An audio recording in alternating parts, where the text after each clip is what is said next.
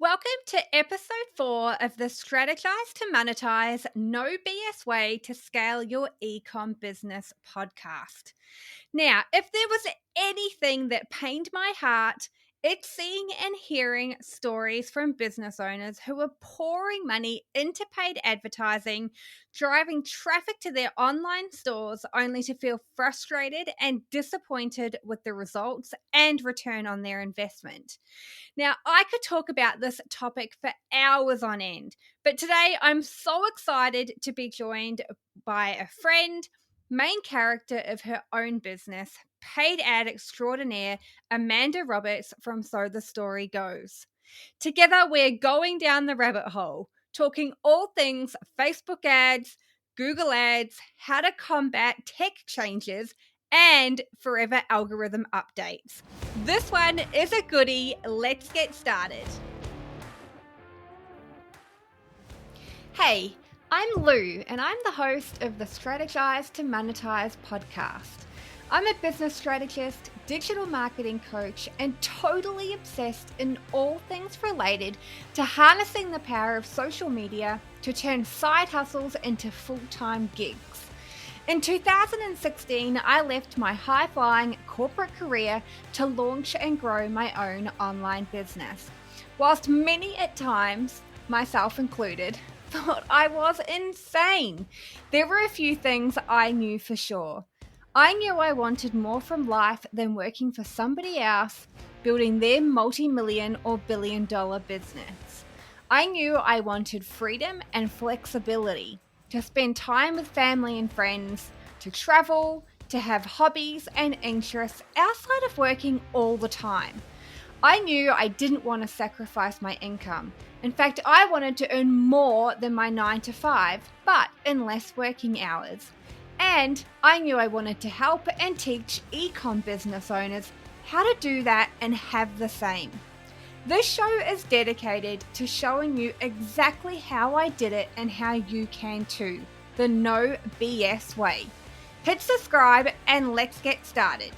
To gain access to my free training, steal my 5-step Facebook selling system, and scale your e-commerce business to 5K months, head to www.fbrevolution.co/masterclass. Hey guys, welcome to today's episode of the Strategize to Monetize podcast. I'm super excited to be joined by a friend, main character of her own life and business, paid advertising extraordinaire Amanda Roberts from So the Story Goes. I'll get Amanda to share a little bit more about herself shortly, but a significant part of her story, so I think 20 years plus to be precise, was spent working in corporate advertising roles. She's no new kid to the block with 20 plus years of experience. She's been around long enough to see digital changes transform the advertising landscape and is passionate about using her skills and knowledge to make an impact in other women's businesses by helping them nail their advertising and drive greater return on investment. Amanda, welcome. I'm so excited to have you here with me today. And before we jump headfirst into talking about all things paid ads, can you share with us a little bit more about yourself and how you help small business owners?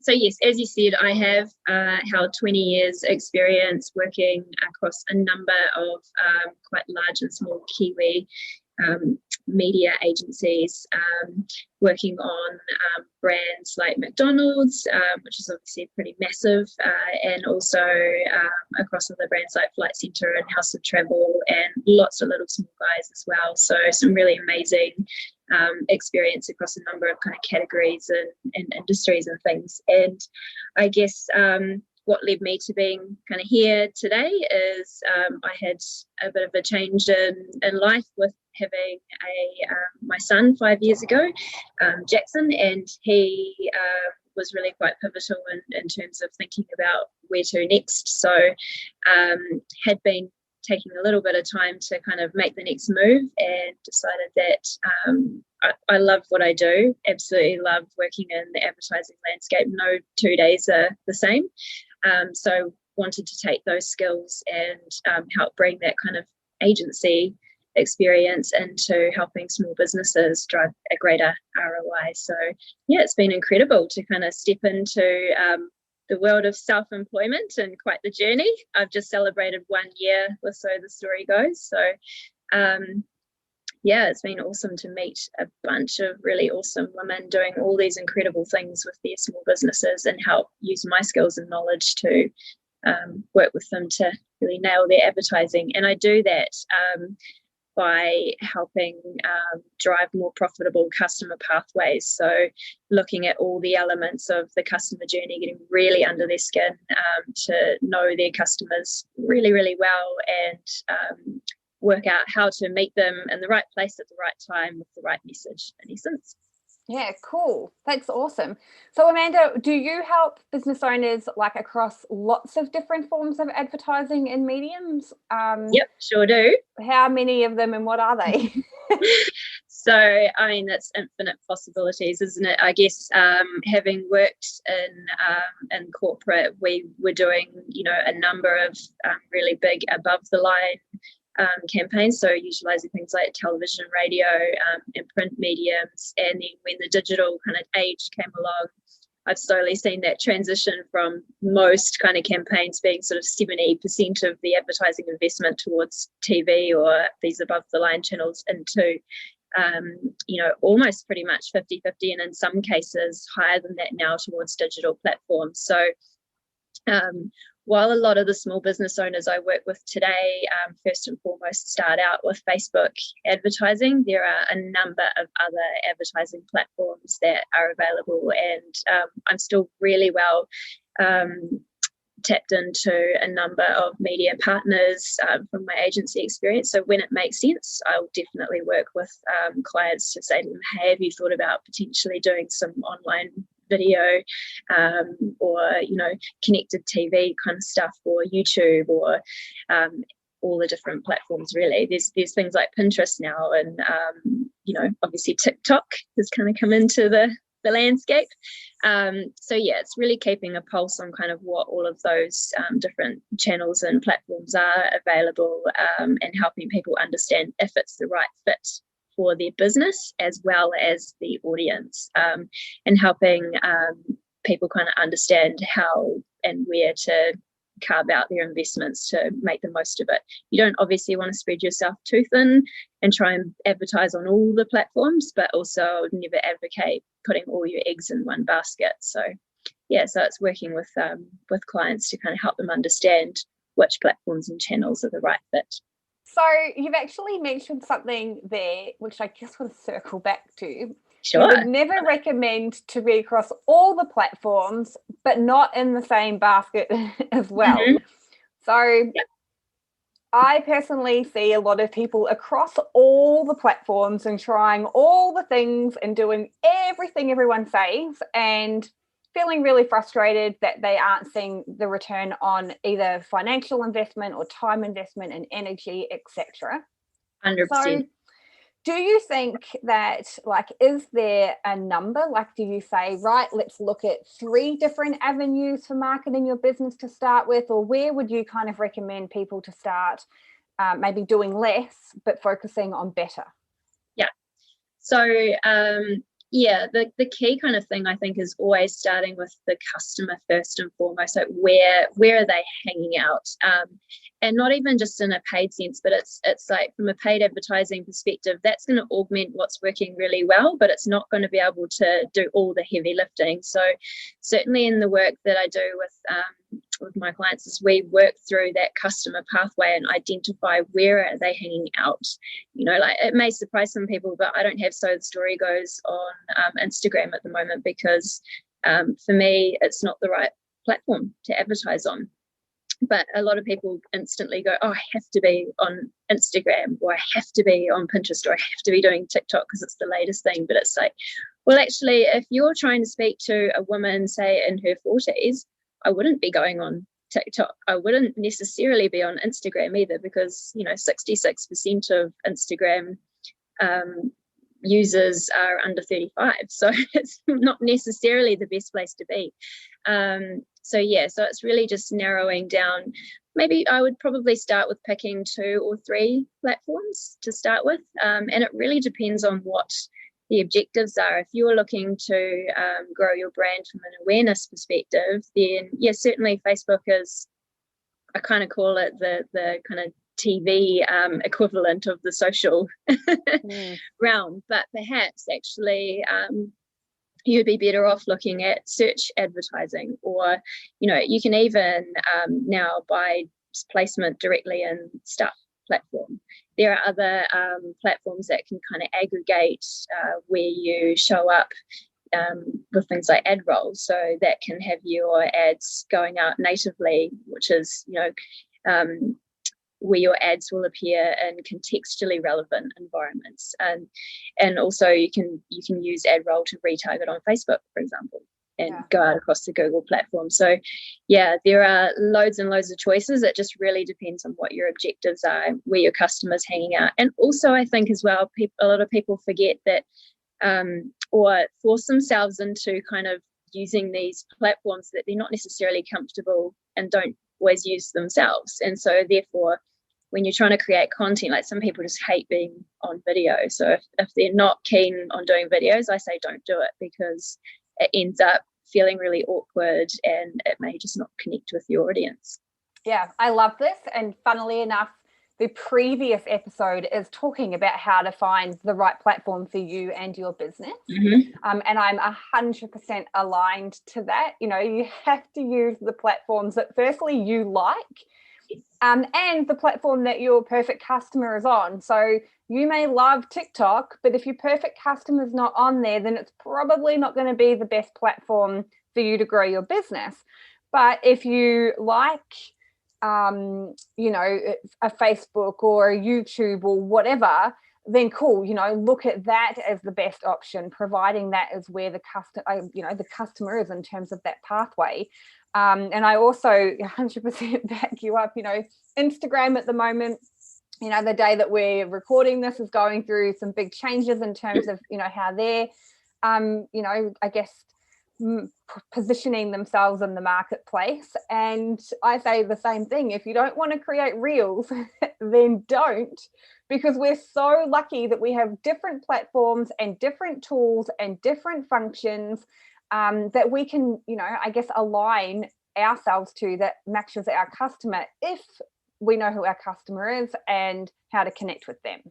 It's always about putting the customer at the heart of what you do, and you really can't go wrong when you keep it on that focus, rather than falling into the trap of the bright shiny objects, as we so often talk about, where it's like, I have to do this because that's where everyone's gone. And actually, when you look at, if you do some research and have a look at where Kiwis are using social media platforms, it's definitely Facebook is really up there, and Instagram, but it's thinking about the way that people use those platforms as well, and making sure that you're showing up at the right place at the right time, basically.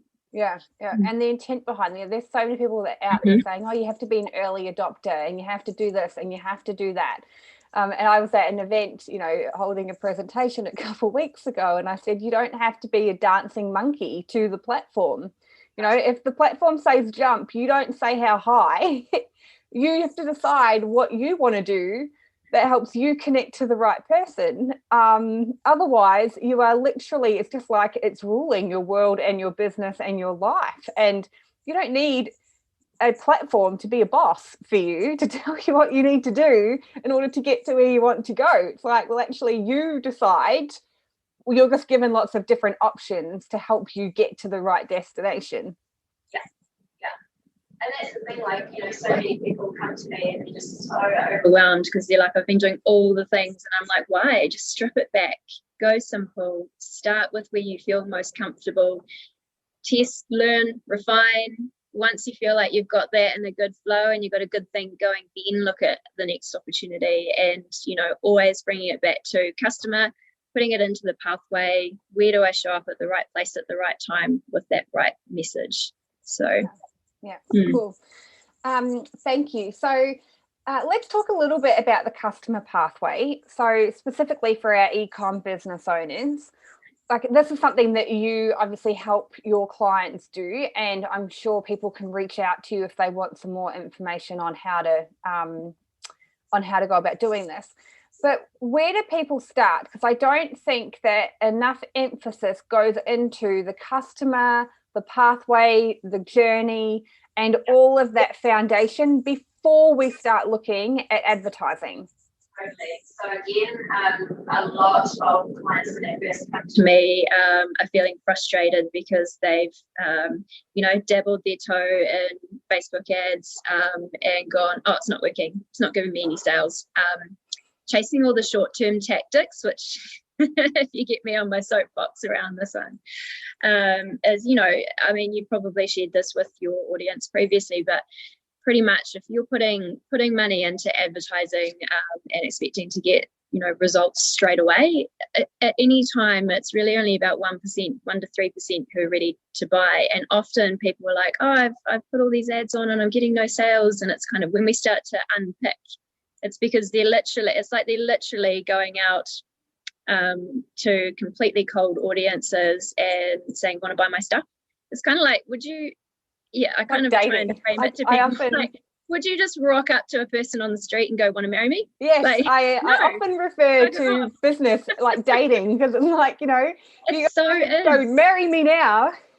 Yeah, it so is. And so often as well, it actually comes down to being a bit of a traffic problem. So one of the first few things that I'll do is like audit people's customer pathway, have a look at what they've been doing.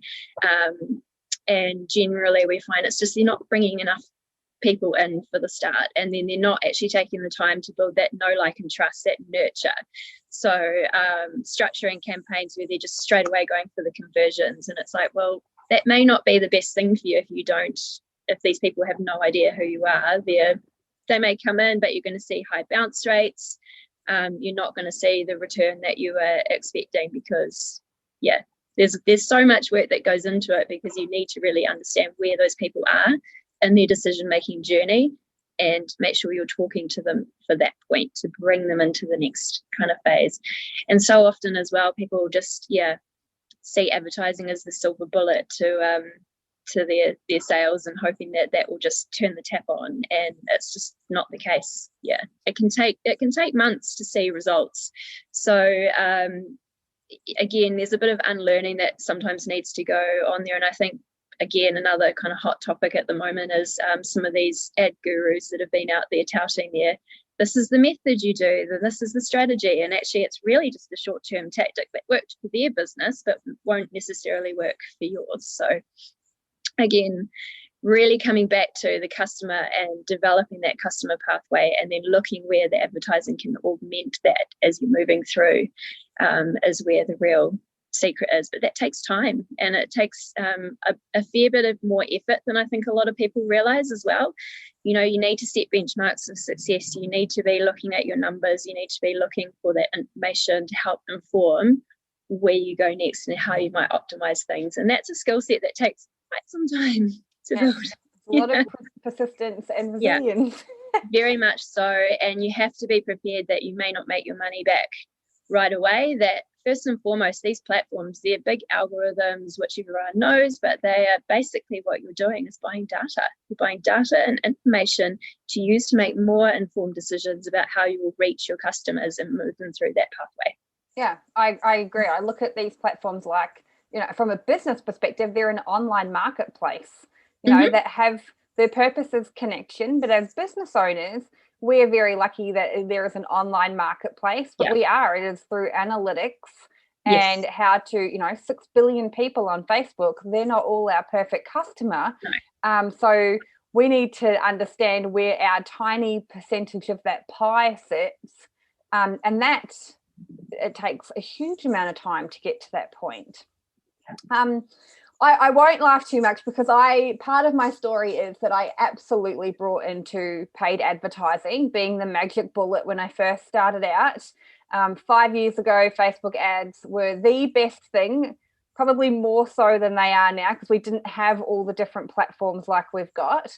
I bought into the guru, launched, my story is I launched 69 ads and spent $7,000 before I started to see a return on to get one lead.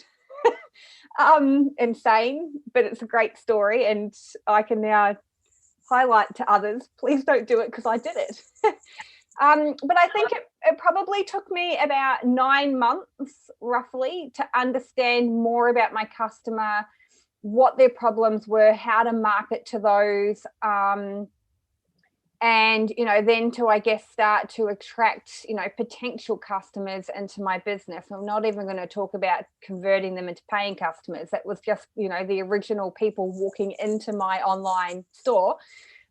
Do you think, you mentioned it does take time, do you kind of have an average estimate for people, or do you think it depends how much they can invest in order to to warm these cold people up? Yeah, that's a bit of both. If you are prepared to spend more upfront, then you're supplying the data to get, and the data gives you greater information more quickly to be able to make quicker decisions. And it really does depend on your type of business. If you're in quite a competitive market, it can take a little bit longer. The investment that you've got to make obviously takes a bit longer to get that data that you're looking for to make those decisions. I've seen some businesses and brands that have relatively little competition, like straight out the gate, do really well. And then I've seen others where, like a lot of food-based products and etc., where it's a slower burn. It takes longer to build. So it can take 3 to 6 months to really start seeing profitability and return on ad spend starting to come in, because you're obviously needing to target more broadly. And if you don't have reasonably healthy budgets to go into this to buy the data up front, it's just going to take a bit more time. So it's sort of like investing more money up front is going to give you that information more quickly. If you need to invest a lower amount, then you're really just tinkering away to kind of see where you need to optimize to then grow things. So yeah, it can be 3 to 6 months to see. Yeah. So I guess what to say there, that just because we've said if you invest more, you can get returns quicker, that doesn't mean you invest all and expect return tomorrow. No, it definitely pays to work with somebody, or this is all about the preparation and the planning that you do up front. You need to have set your benchmarks. You need to be knowing what your costs need to be to return on ad spend. So you need to be looking at all of the metrics to decide, okay, this is delivering a return. I am now in a position to scale. It's kind of the testing phase and then moving into the scaling phase. But it really, really depends on business investment level and your level of willingness to test, learn and refine as you go. Yeah. What are your thoughts on launching and investing in paid advertising right from the get-go? I'm personally not the biggest fan, but I'm not a paid ad expert. So what are your thoughts on that? Because I see a big common trend at the moment of that, and the mentality, I'll just pay money into these marketing engines and that will help me catapult my business into a great big gigantic brand, and then frustration that it hasn't worked like that. So what are your views on that? I think you need to spend some time getting your ducks in a row with establishing your business out there before, because as I said earlier, with paid advertising, it augments things that are doing well, but it can't do all the heavy lifting. It takes between 9 and 15 touch points typically for somebody to engage with your business. So if you're just straight out the gate going off to cold people and saying, hey, want to buy my stuff, you're probably going to see much less return than if you've been out there. Marketing is a long-term game, and this is the thing I think a lot of people fall flat when they expect these short-term returns. And I will share that in my agency role, when digital really started to take off, and a lot of marketers got really caught up in that, oh wow, we can measure all this stuff and it's going to make me look great in my job because we can be able to track all these things and show the growth in the sales. And what actually happened was it was detrimental to a lot of brands because they forgot about the brand building and the brand love piece. They forgot about the know, like, and trust. They did a whole bunch of spammy stuff, and people started to get really turned off. And so there's been quite a big switch back into building brand. And it's the same for small businesses. You've got to get out there and build the brand. And that's why, first and foremost, I will always say to people, what does your customer pathway look like? What are all of your touch points? How do they all work together? The whole is greater than the sum of its parts. So use the advertising when you found something that's working really well organically to then supercharge your results. It definitely can have its place. Like, it's not all cases, but again, it's every business is different, so every approach is going to be different. So some people may find they get good success with ads earlier than others, but I definitely think, you've got to be in it for the long game. So I wouldn't go burning through all your cash. Don't do it. I did it. Yeah. I did it for us all. Don't do it. Yeah. So I guess circling back to competitive niches, you mentioned if you are in a less competitive market, you might see some good results a little bit quicker. But for those people who aren't, and a lot of people, I guess, most of us now are in highly competitive marketplaces, is it worth paying more per click for the most popular term, or is it worth searching for cheaper, less searched terms? So also go broad. So the example here, I've got vegan skincare New Zealand, or specific like pink clay mask. So to give people some background into this has been a question that has come through from somebody who is in the self-care and beauty industry related to Google, in case that means gibberish to people listening to that question. So I guess, what is your advice around that part of it? Yeah, so that's obviously around a paid search question. So somebody goes into Google and plugs in the pink clay mask versus a broader term. So again, I will circle back to you need to have done some upfront kind of work to understand what you're prepared to pay for cost per inquiry or your cost per click. So going broad definitely helps bring in or capture a wider number of people. And with search, obviously you pay per click. So people that are obviously going into a search engine are showing higher intent than what you might do when you're just kind of cruising through and scrolling Facebook. So I'd be prepared to pay a little bit more for that because they're further down that decision-making journey. And again, I would test a combination of the two. I would have some where they're more exact match, which is the kind of example around the pink clay mask. And that person's obviously specifically looking for that item, right? It's not like face mask. It is, I want a pink face mask and it's clay. Yeah.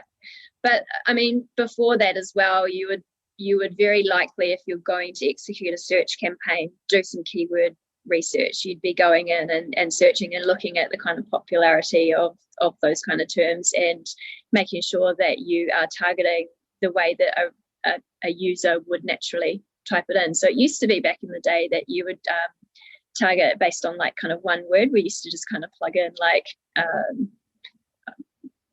travel. Now we might actually type in a full whole sentence. So it's become a longer kind of tail. So again, I would strongly recommend doing a bit of keyword research around that and then testing a combination of both. Obviously, the broader you go, the more likely you're kind of spraying a bit into the wind with getting the right kind of people. The more narrow and concentrated, the more of the kind of customer that you're after, but that will cost you more, so you need to be prepared to that. And again, that may be a good thing if you've worked out that your benchmark is I can afford to pay a cost per click of $3 or even $10 if that is someone that's very, very likely to come in and purchase my product. So this is an area that I'm not, this is not my expertise in terms of SEO and code words. So for anyone else listening, just so that I can relay this back. So if I put in a broad term, I'm basically, it's a wider net. So Therefore, I'm likely to pay less for a wider net because less people are going to be searching those broad terms. Whereas if I'm going to be putting in something very specific, I'm going to be more towards the buying end of my funnel. So it'll be very specific, but I'm going to be paying more for that because it is, I guess, such a specific term. Is it, if I digest in a that way, it's not always determined by that, because your costs that you're going to pay are dependent in terms of SEO. So again, while it's an auction, it's not just about paying the most to get right up the top of the search engine. So you're telling me results, again, I guess throwing money into it won't get me what I want. Yeah. So with Google search is quite a again, it's not a set and forget strategy. You need to be in there and looking at those numbers and looking at that information that's coming back, because the Google Ads platform is awesome. It's got loads and loads of data in there, but you need to know what you're looking for to make those decisions again. So yeah, you get in there, and I would start out with some broad terms and some more narrow terms, and then constantly be in there refining based on the results that you're seeing. Yeah. You really need to be an expert in this space, because you need to be prepared to invest the time to look at it. So again, quite often I'll have a number of clients that will come in and go, oh, I thought it would be really easy, but it's actually quite hard. And I will say to people, if you're going to be running your own advertising and DIYing it, you need to be prepared to invest that time. Google has amazing learning resources, Google Academy, and going through it. I think that might be the old school term that shows how old I forget the new version, but you can basically search Google courses and you can go through and become Google certified if you want to spend the time to do it. They're all free. But it is a lot of time. There are so many cool free tools with Google that you can utilize, but that you have to trade off that's going to take you away from doing the parts of your business that you love, and that's where people quite quickly decide that they're going to outsource. I will caution though, if you do outsource and decide to pay somebody else to manage it for you, you still need to know what great looks like. You still need to understand your benchmarks and what it needs to be delivering. It would be very dangerous to hand it over to somebody else without having any idea of what performance it needs to be bringing back in for you. And I think that's probably another frustration I quite often see is I'm paying all this money to somebody to help me and I'm still not getting back what I want. And most of the time it does come down to our own awareness around what's going on and what the expectations are. And so I guess we are the CEOs, so we do have to be across everything.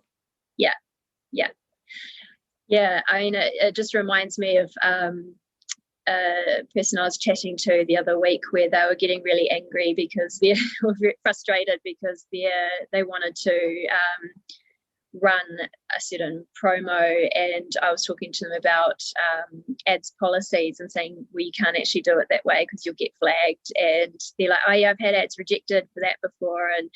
And another really big area is you must make sure that you're across all of the ads policies for the different platforms and community guidelines and standards, because if you fall foul enough times, your whole ad account can be shut down, and it is blimmin' hard to try and get it back again when that occurs.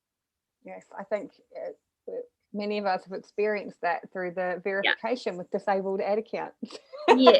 Yes. So I strongly recommend, especially if you're on Facebook right now, the first port of call whenever you hit the publish button on your ads, the first port of call is an artificial intelligence review. So I call them the bots, and they are dialed up way to the extreme. So I've had clients, a fruit box that gets delivered to your home have ads rejected because finger limes was flagged as selling human body parts.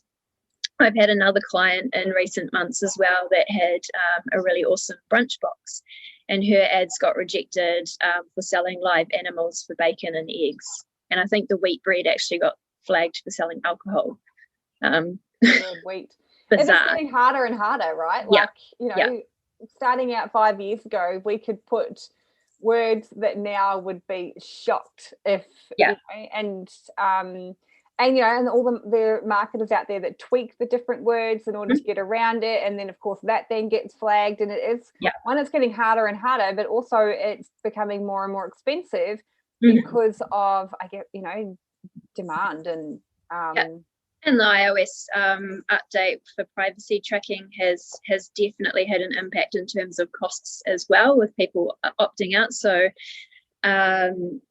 the latest stats I'd seen was that since that rollout on the 26th of April, about 88% of iOS device users have opted out of tracking, which means it really limits the ability of anyone that's using the application, so the Facebook app on their phone. If they've opted out of that tracking, Facebook loses a lot of visibility about what people are doing within the app. If it's desktop, it's fine, or an Android device at this point. So it really has thrown the algorithm out in terms of building retargeting audiences and lookalike audiences in particular, because they lost some of that info. So again, it's one of those things, if you're going to be dabbling in the digital kind of landscape, you need to be at peace with the fact that things change, and they can change very quickly, and what worked last week may not work next week. The rules can change, and that's why, as I said right at the beginning, I'd never advocate having all your eggs in the one basket. Yeah, I think it would almost be fair to say, with all these changes that are kind of happening at the moment, that we will be forced to market to more colder audiences. So it's even more crucial that we now know who our customers are, their pathway, and be okay with the fact that it is going to be more relationship focused, as opposed to pouring money in to get in front of people to warm them up a bit quicker. If money used to be king, it's going to take a longer period of time. Yeah, you've hit the nail on the head. The critical thing going forward is going to be making sure you just intimately know your customer, where they're at on that journey, and making sure that your copy and your creative like really talk to meeting them where they're at that point. You know, it used to be so much easier, as you kind of said, about 5 years ago. You could just chuck an ad out there and target, and boom. We really have to start thinking much more harder about how we take our campaigns to market, because you really have to be hooking people in within a second now to beat the scroll. So, you know, copy and creative now has a much bigger standpoint in terms of how it will help bring people into your site, so you can even start to develop that relationship with them. So I think as well, anything imagery at the moment that looks more natural to how you would expect it to be on Facebook. Like a fun thing that I get people to do quite often is I'll tell them, pull out your phones and count for me how many posts before you see a sponsored post, and guaranteed it's about 3 or 4. So it's gotten very, very, very cluttered, and our brains are amazing at filtering our information. So, you know, while you're scrolling through, you go, ad, scroll past, what's that? Who's that funny cat video, or that person pulling that funny face? If you can make your ads look more natural, like they're a friend or a family member that has posted them, so you can actually get people to stop, that's the first kind of thing. And then you hook them in with the messaging and the copy that you have to get them to come through. 2 things on that. I used to have on my computer I can't remember what it was called, but it used to block news feeds and only show ads, which was great because I could obviously see what all of my competitors were doing. But I literally couldn't believe how much my brain was filtering out and wouldn't normally see on a day-to-day basis. Whereas now, you know, probably because that's in our space, they are literally like every third is like, oh God, this one's back again. But I do agree with as well with graphics too. And as we said, everything changes. So what happens right now could be very different tomorrow, and that's our disclaimer. But I did have one of my students had a great performing ad, and then all of a sudden it just died like with no tomorrow. And so we changed it up with her products and had people in it. So it was like friends and family or people. And she then has gone on to have her best performing ad, like the second she changed it. So it's the more relatable, I guess, you can make them, the more people aren't recognizing now that it is a stop the scroll type of ad. So case in point where you've just said she noticed that her ads were dying a death, and then she took the time to go back and have a look and introduce some new creative, which then saw good results again. You know, you can't just set your ads and expect them to continue delivering forever, because you have things like creative fatigue that starts to set in as well, where you are trying to then battle the scrolls. So testing different formats, testing different creative imagery and long and short form copy is definitely the way to go about it. But again, you've got to invest the time to do that. So yes, yeah. And as product businesses, most of our audience are more concerned about importing, manufacturing, creating, designing, not necessarily wanting that side of having that side of the coin. But I think from what I've really picked up through our chat is the more personalized and the more you understand and the more you know how to build a relationship with somebody, the more moving forward, the greater the performance is going to be in that paid ad space. Are you customer at the heart of what you do? Plan your touch points out across the customer pathway.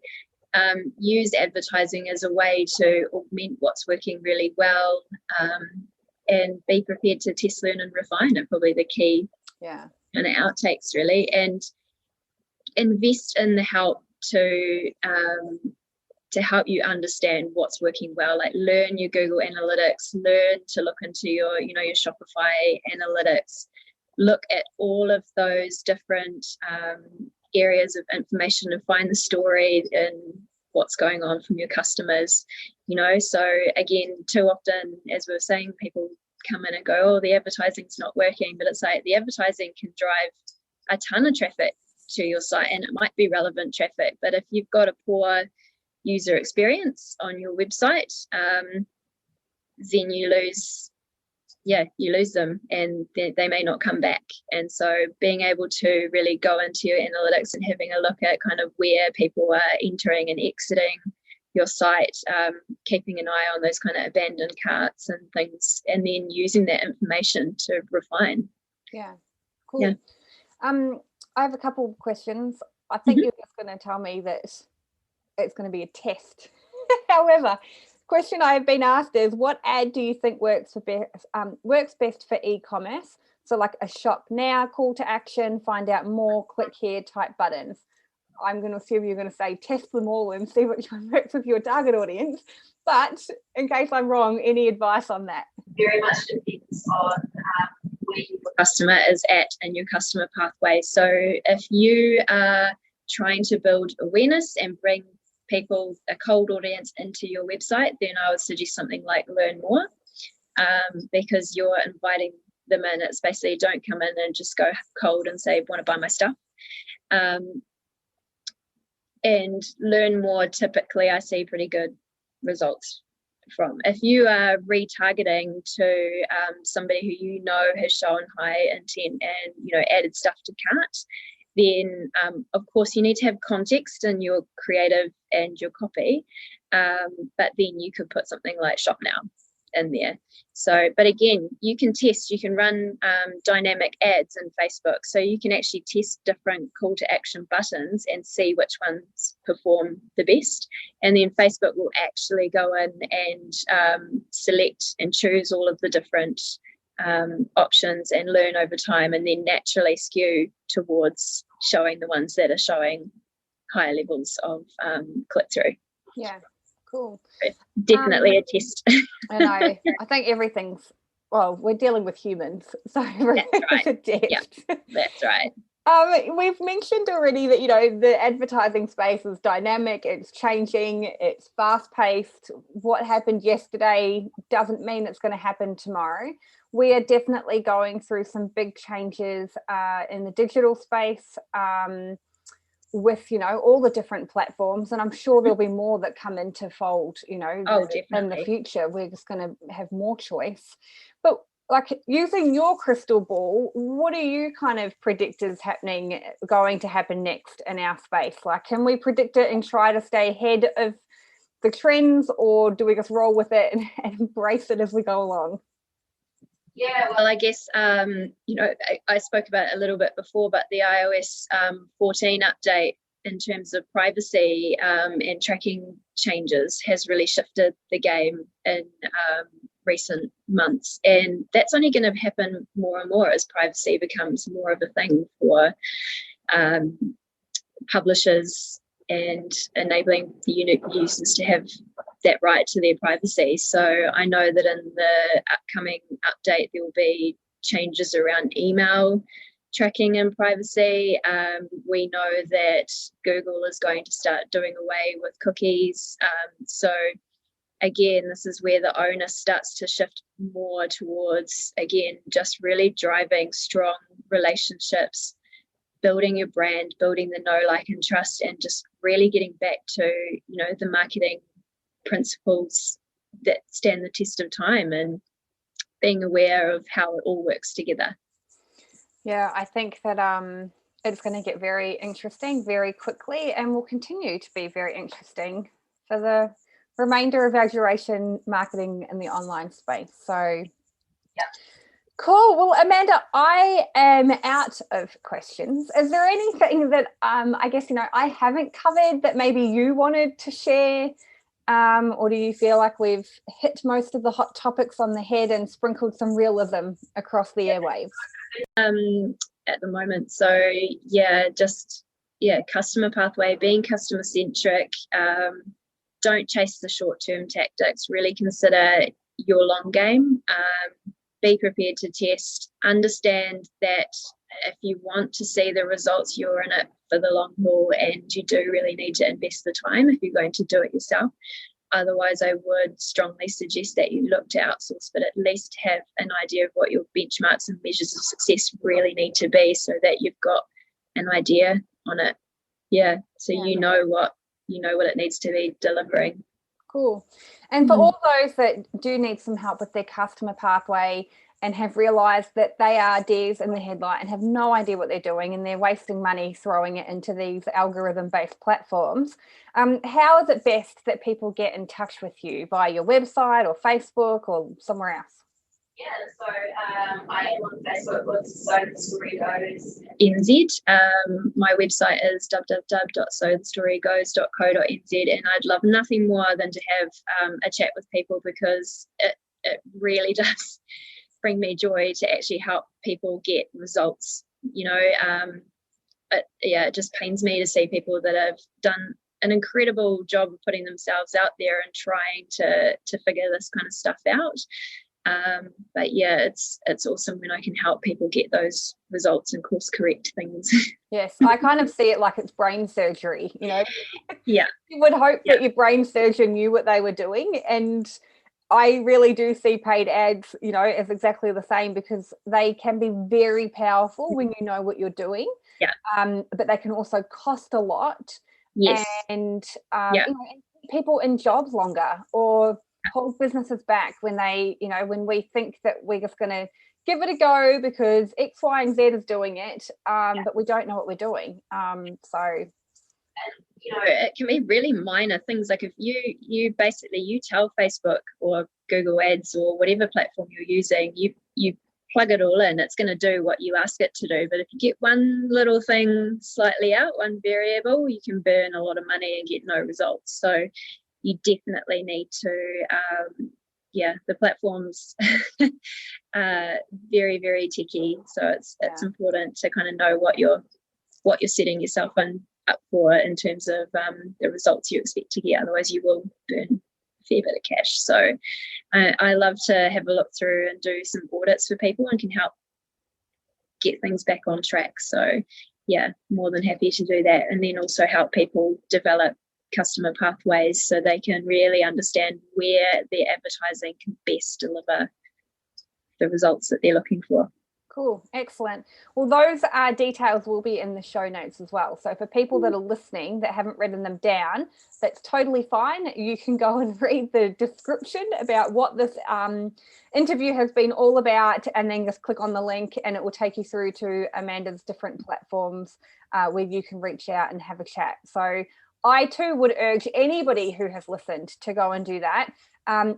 Chats, great avenues to just understand of, what you want to do next in your business and what's going to be best for you to help you get, move you forward and, in your own business and the customer pathway experience. So Amanda, thank you so much for joining me. This has just been gold nuggets.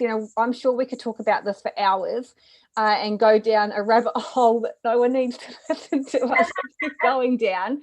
But thank you. This has just been really valuable, and I just know how valuable this is going to be because so many people are frustrated by paid advertising, and I hope that this has kind of given them a few ideas on how they can take a step back, understand who their customer is, get to know their customer pathway, and then start investing, understanding it as a long-term game.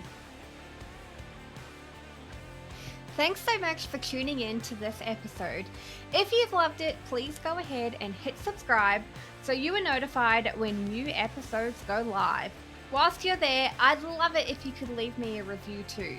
Then head on over to www.fbrevolution.co/masterclass, where you can gain instant access to my free and super juicy training, steal my 5-step Facebook selling system, and scale your e-commerce business to 5K months. See you on the next episode.